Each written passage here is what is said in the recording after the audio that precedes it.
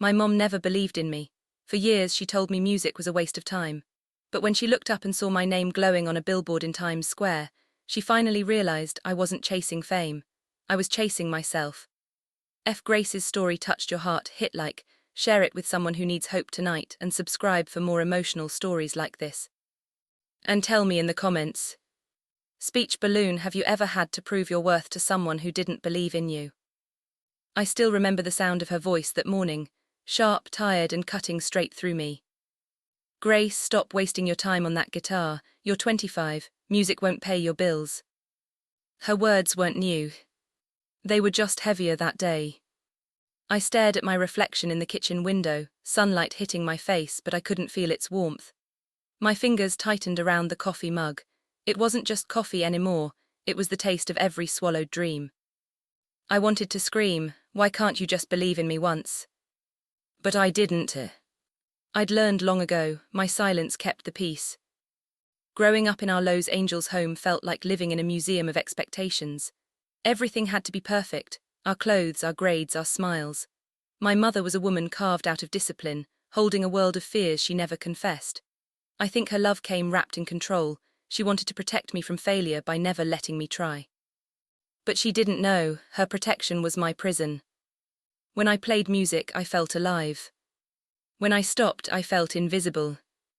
Every night, I'd sit in my tiny room, strumming quietly, afraid the sound would drift under her door. But somehow, my soul refused to be silenced. Music was the only language I had left to talk to myself. Then one night, as the city lights painted the sky gold and pink, I whispered to my reflection, Grace, if no one believes in you, you'll believe in yourself. It was the first time I'd ever said it out loud. And it felt like a promise. But promises are fragile when you live under someone else's roof. Because the next morning she found me singing while cooking breakfast, and she snapped. Do you ever stop dreaming? When will you grow up? Her voice cracked something in me that day. I looked at her not with anger but with heartbreak, because all I ever wanted was her to see me. That night I packed my bag, just a few clothes, my guitar, and a notebook full of lyrics I never had the courage to sing out loud. As I stood at the doorway, she said without even looking up, You'll come back when reality hits you. And maybe I believed her for a second. But deep down, a small voice whispered, No, Mom, next time you see me, it'll be my Nam. When I left home that night, the city looked different. Los Angeles was glowing, like it was alive and watching me. But the glow didn't feel warm, it felt like a test. I had $320 in my purse, a beat-up car, and a dream that felt too heavy for my chest. I kept driving until the streetlights blurred into streaks of gold. I didn't have a plan, just a promise I made to myself. I'll make her see me, one day. I found a small apartment in East LA. The walls were cracked, the window jammed, and the only thing that worked perfectly was the echo, but it was mine. My freedom smelled like old paint and cold pizza, but it was freedom. I got a job at a downtown cafe. Mornings meant burnt coffee, endless orders, and aching feet. But the nights, they were mine. I'd play my guitar by the window, writing songs about the things I couldn't say out loud. Sometimes the neighbors would knock, not to complain but to listen. A little girl from the apartment next door, Mia, would sit cross-legged outside my door, whispering, You sound like the radio. Her words made me smile. Maybe I wasn't invisible anymore. But freedom came with loneliness. Some nights I'd lie awake and hear her voice in my head, my mother. You'll come back when reality hits you. And God, some nights reality hit hard. There were evenings when I counted coins to buy dinner, days when I skipped lunch just to afford guitar strings, and mornings when I looked in the mirror whispering, maybe she was right. But every time that doubt crept in, I'd play a song I wrote called Enough. It was a simple melody, soft, aching, and raw. The lyrics came from the same place my pain lived. Musical note, I may not be perfect, but I'm still enough. Musical note, even if no one sees me, I'll shine in my own light. That song became my survival. Then one afternoon, while wiping tables at the cafe, a customer approached me, a woman in her 30s with big curls and bright eyes. She'd been listening to me hum as I worked. You have a voice, she said, a real one. Her name was Sabrina. a local producer who hosted open mic nights. She slipped a flyer into my hand. "Come sing on Thursday, don't say no." My hands trembled. My voice, my secret voice, was finally being called out of hiding. That night I sat in front of the mirror, holding my guitar, whispering to my reflection again. "You can do this, Grace, you've survived worse." But as Thursday came closer, the fear came too. What if I failed? What if Mum was right all along? Still, I showed up. The small bar was dim, filled with laughter and the smell of beer and hope. My knees shook as I stepped on stage, the microphone cold in my hand. When I sang enough, the room went silent. Every eye turned toward me, not because I was perfect, but because I was real. When I finished, they clapped, they really clapped. And in that moment, something inside me healed. It wasn't my mother's approval I needed. It was my Oni on a billboard. The night I sang at that open mic changed something deep inside me. Not the world, not my situation, just me. For the first time, I didn't feel like the girl who disappointed her mother.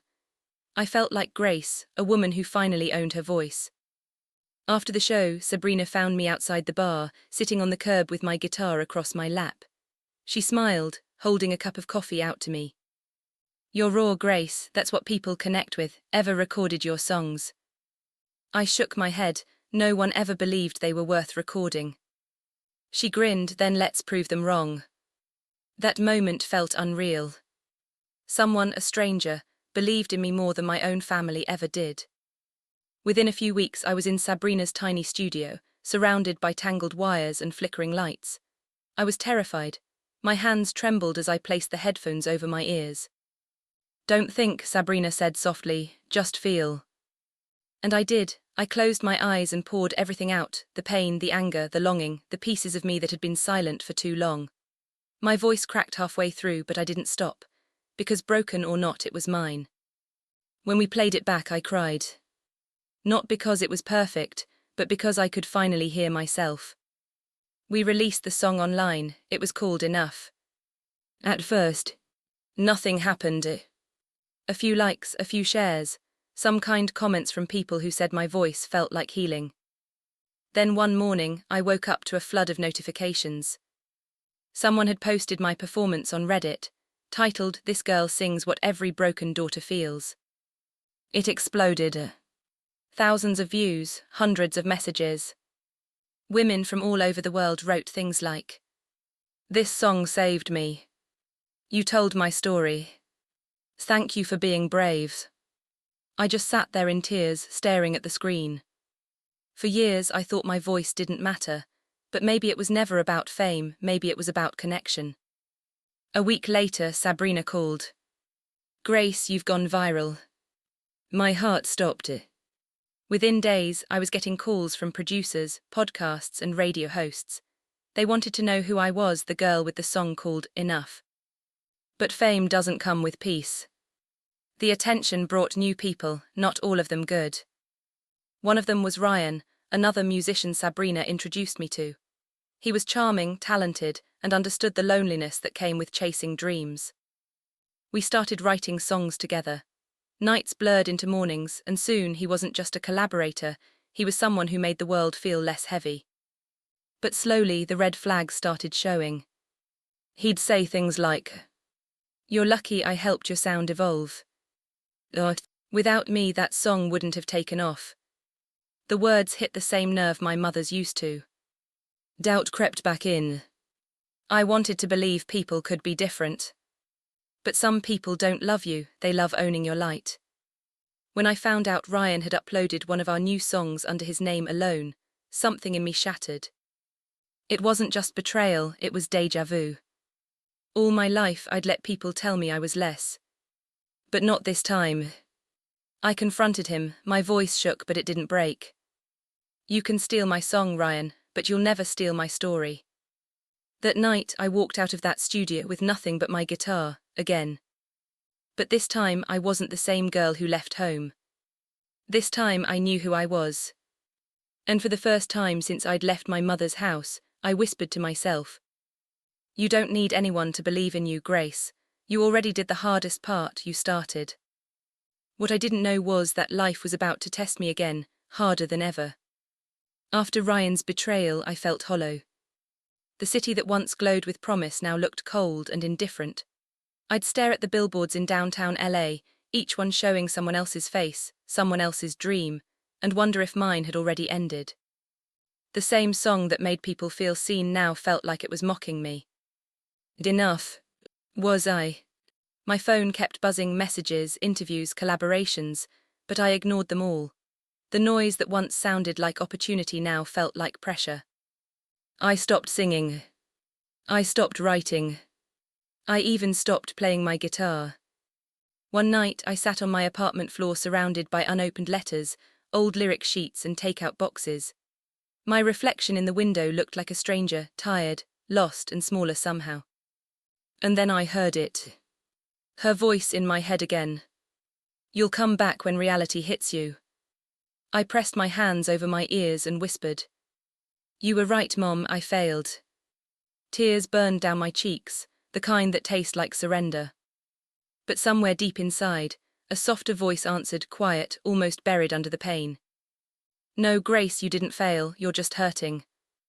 That voice felt like the version of me I used to believe in, the little girl who played guitar under the covers when the world told her to stop. A few days later, Mia, the little girl next door, knocked on my door again. She was holding a drawing. It was me standing on a stage under bright lights, with the words "You're enough" scribbled above. She smiled shyly and said, Mom says your song helps her when she's sad. I wanted to draw you happy. Something inside me broke and healed at the same time. Because even when I thought my voice had disappeared, it was still reaching people. That night I picked up my guitar again. My fingers ached, my throat felt dry, but I sang anyway. Not for fame. Not for my mother. Not even for Ryan.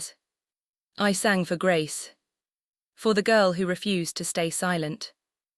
The next morning Sabrina called. Her voice was excited, breathless. Grace, I got a message from a label. They've heard your story, they want to meet you. They think you could be the next big name in indie pop. I laughed through my tears. Are you sure they got the right Grace? Oh, I'm sure, she said softly, the one who turned pain into power. For the first time, I didn't feel like I was chasing validation. I felt like I was chasing purpose.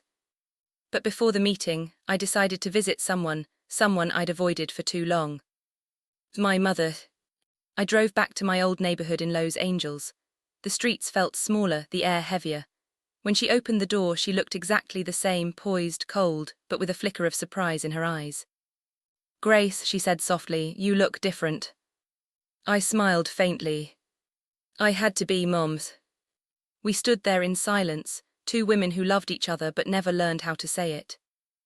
I didn't tell her everything that happened, I just said, I'm trying again, this time for me. She nodded, hesitant. You always had that stubborn spark, I never understood it. I wanted to tell her that spark was the only thing that kept me alive. But instead I just said, maybe one day you will. As I left, she whispered something so quietly I almost missed it. Grace, be careful, and I'm proud you're trying. It wasn't an apology. But it was a start. And maybe that's all I needed. That night I wrote a new song called Starting Over. It wasn't about pain or loss, it was about healing. It was about finding light in the cracks. And when I sang it, I felt something I hadn't felt in years. Peace. What I didn't know then, that song would become the one that changed everything. The morning I recorded Starting Over, the air in the studio felt different. It wasn't heavy with pressure anymore, it was full of quiet hope. Sabrina dimmed the lights, hit record and whispered, sing it like you're finally free. So I did. I sang about falling apart and learning to rebuild piece by piece. About forgiving yourself before forgiving the world. About walking away without hate. When I finished, there was silence in the room, the kind that feels like something sacred just happened. Sabrina wiped a tear and whispered, Grace, this one's going to touch people. I didn't believe her at first, I'd stopped expecting miracles. But a week later the song went live and within hours it started spreading like wildfire. It wasn't just another track, it was a story people lived in. Comments poured in. This song feels like therapy. I listened to this on repeat while packing to leave my toxic home. Grace, your voice sounds like healing. Radio hosts started calling. A podcast invited me to speak about my journey.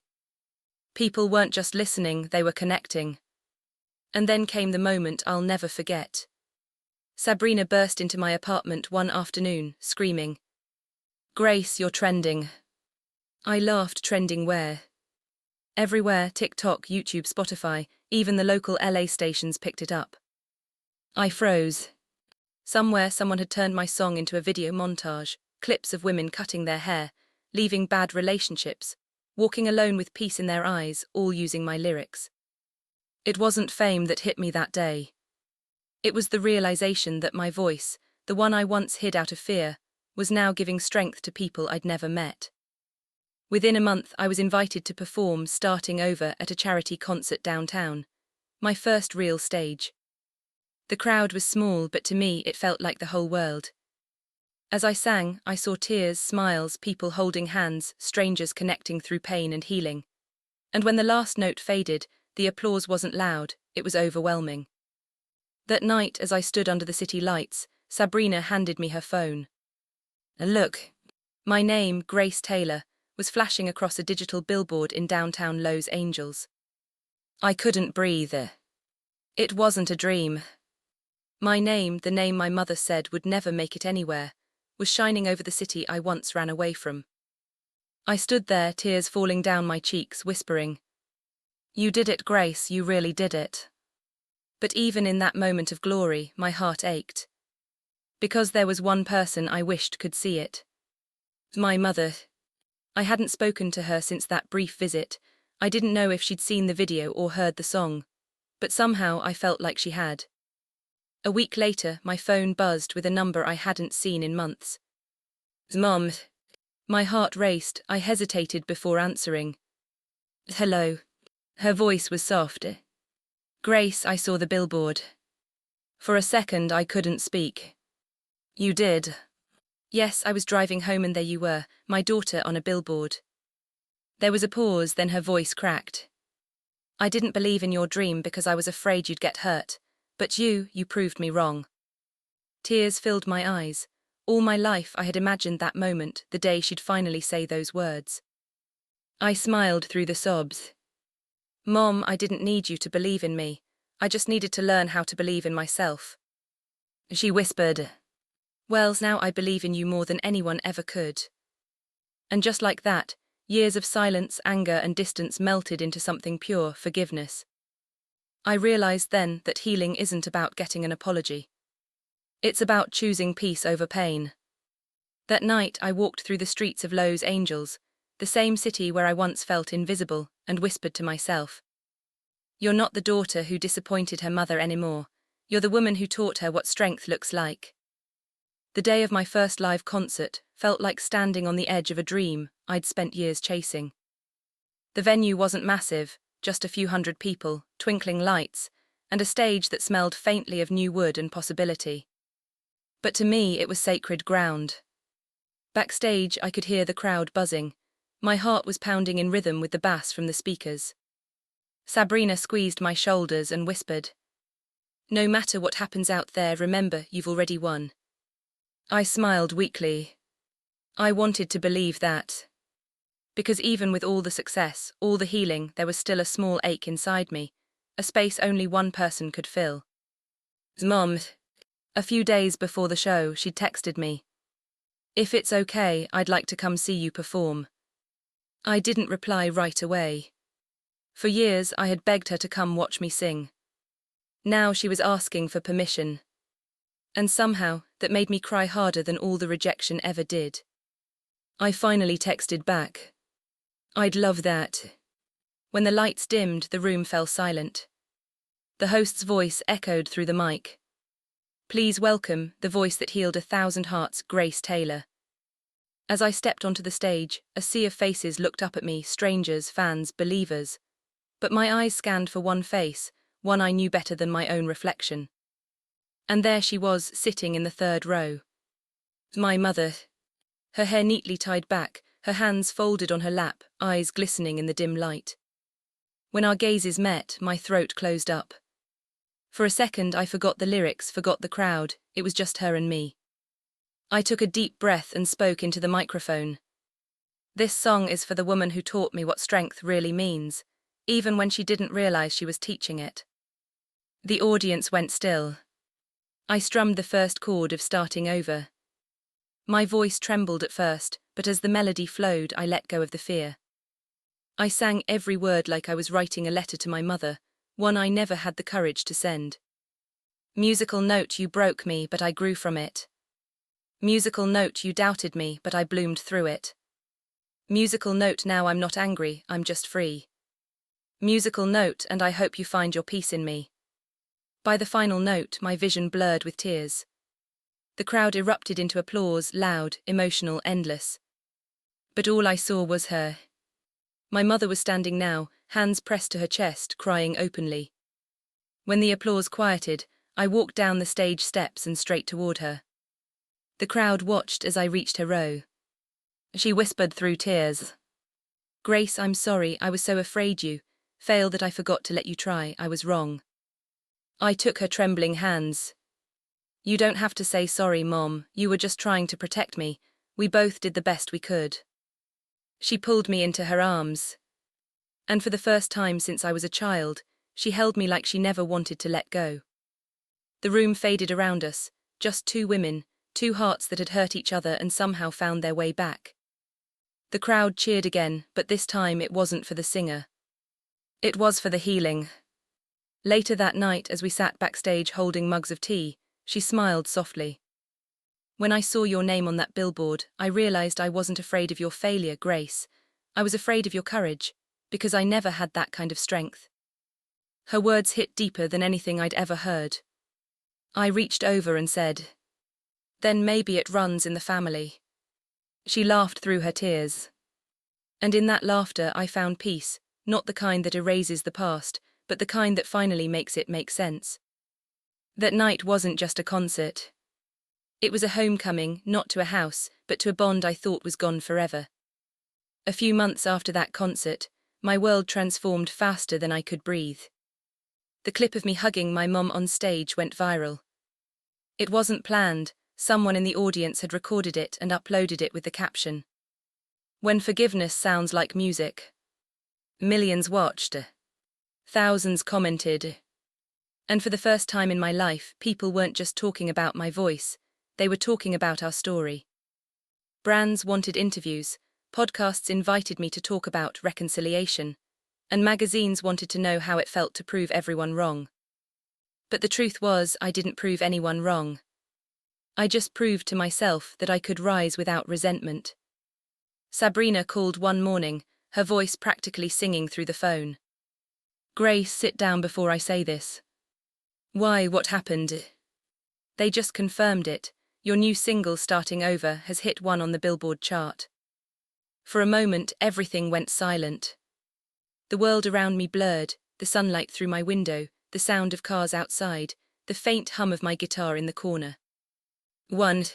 I covered my mouth with my hand as tears flooded my eyes. It wasn't about fame.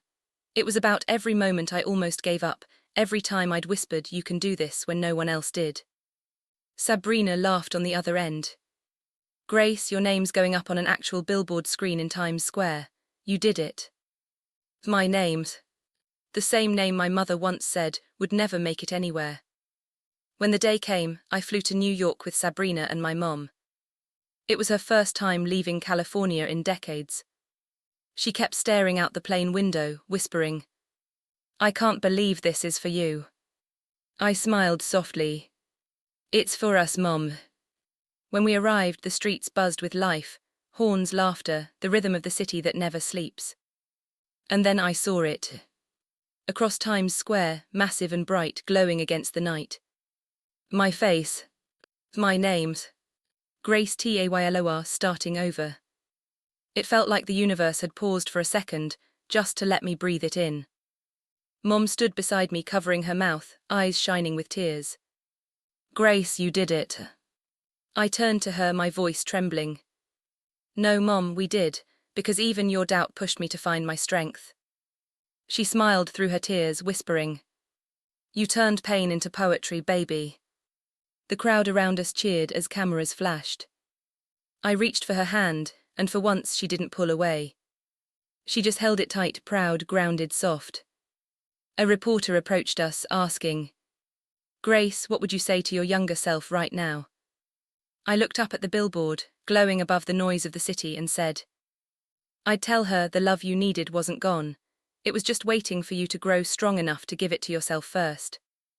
My mom wiped her tears, whispered, "And what would you tell your mother?" I turned to her and smiled. That she raised a fighter. That night we had dinner in a small restaurant nearby. No cameras, no noise, just us. She laughed more that evening than she had in years. Before we left, she said quietly, "Grace, I used to think dreams made people selfish, but watching you, I see now that dreams make people whole." I reached across the table and squeezed her hand. "Maybe now you can dream again too." She smiled. "Maybe I already am." Outside, Times Square still glowed behind us, but this time it wasn't just my name shining. It was everything we'd been through, everything we healed, everything we became. It's funny how silence feels different when it's finally peaceful. These days I wake up to sunlight spilling through my apartment window, the city humming softly below. My guitar rests beside my bed, not as an escape anymore, but as a reminder of everything I survived. Mom and I talk every day now. Sometimes it's about music, sometimes it's just about life. She still worries too much, old habits die hard, but now I can hear the love behind every word. Last week, she sent me a message that made me stop and stare. "Grace, I'm proud of you not just for your music, but for your courage." I read it twice, then 3 times. Because once upon a time, that sentence lived only in my dreams. And now it's real. I've learned that forgiveness isn't about saying, "It's okay." It's about saying, "I'm okay now." It's about freeing yourself from the version of you that kept begging for validation, and finally becoming the version that no longer needs it. When I stood under that billboard, I thought success would feel like revenge. But it didn't. It felt like peace. The kind that comes after years of storms. The kind that whispers, "You made it not because they doubted you, but because you didn't stop believing in yourself." So to every girl who's been told she's not enough. To every woman whose dreams were laughed at. To every daughter still trying to be seen by the one person she loves most. I want to tell you this. You are allowed to become the woman your younger self needed. You don't owe your strength to anyone's approval. And even if no one claps for you, keep singing, keep building, keep believing. Because one day they'll see your name shining too. Maybe not on a billboard, but somewhere that matters even more. In your own heart. If this story gave you chills, hit that like button, subscribe, and tell me in the comments, what's the most satisfying revenge you've ever seen play out?